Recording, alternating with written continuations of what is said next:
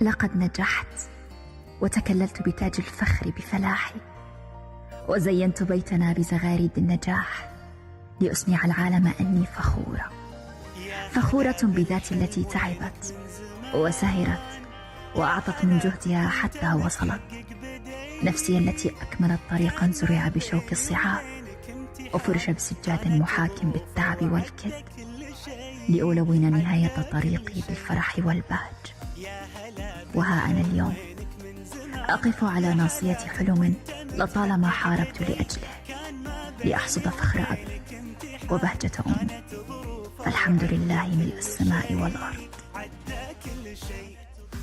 من نويتك وانت في بالي هدف، والسعي لك عمره ما يوم وقف، في حياتي ما تعودت الصدف، ما يخيب اصرار نابع من شغف.